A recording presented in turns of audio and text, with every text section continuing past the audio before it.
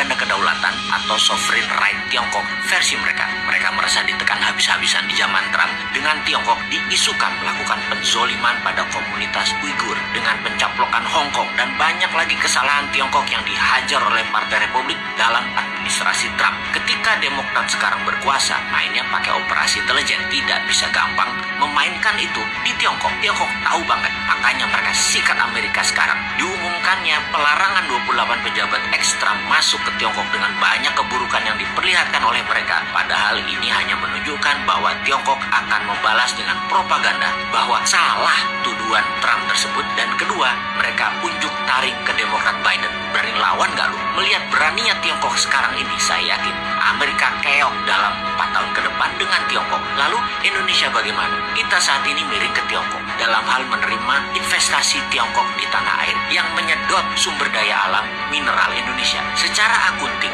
emang negara untung? Ya enggak lah, mana buktinya? Lihat APBN tuh, ada nggak untungnya dari kehadiran Tiongkok di Indonesia yang menyedot sumber daya alam mineral tersebut? Mengapa? Gini loh dagangnya, saya urai ya. Urusan main mineral walaupun skala garasian, lumayan lah. 25 tahun saya sudah berdagang hal seperti itu. Jadi kita melihat dari dua kacamata, sebagai penghasil mineral atau sebagai penjual mineral. Ini penting, karena kalau Anda sebagai penjual mineral, kadar kandungan mineral Anda harus tinggi supaya dijual dengan harga tinggi. Yang kedua, yang geblek adalah harga internasional yang kita anut. Ingat, kata geblek akan saya ulang-ulangi ke depan ya, biar seru gitu loh. Di sisi lain, sekarang Anda adalah pembeli mineral. Benar, Anda ingin kandungan mineralnya besar, namun Anda ingin beli dengan harga kandungan mineralnya kecil. Paham? Belum paham? Saya lanjut ya. Begini misalnya, kandungan nikel, Anda penjual nikel ore atau mentahan atau masih dari alam, belum diproses, katakanlah dari tanah kandungan Anda per ton ada 500 gram nikel. Ini hanya contoh ya, for the sake of discussion ya. Maka sebagai pembeli Anda ingin kandungan nikelnya besar, betul ya? Namun itu bukan mental pedagang. Pedagang akan bilang, kita tes ya kandungannya. Nah,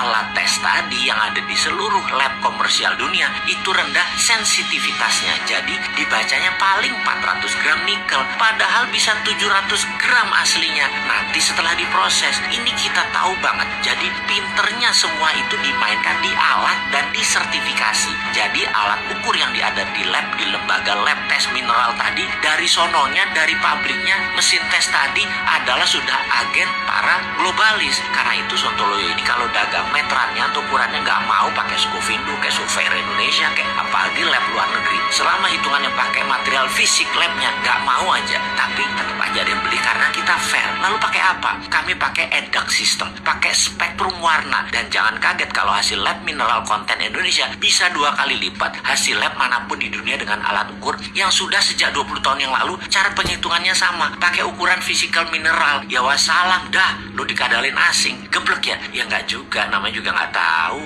Lalu sebagai pembeli, kita ini bullshitnya lebih banyak lagi. Dibilang mahal lah nanti peleburannya, refining teknologinya mahal, banyak waste dari produk Anda, benda mineral Anda kecil konten mineralnya dan lain sebagainya. Sehingga nggak pakai lagi harga bursa internasional, tapi pakai harga ongkos tambang. Lah ini gebleknya nambah. Wis angel, wis berbisnis tambang mineral kok ngene digoblokin asing. Padahal kalau pakai SWF versi MMT, sovereign wealth atau kekayaan nasional tadi bukan untuk didagangkan, tapi sebagai alat tawar atau sebagai underlying cetak uang.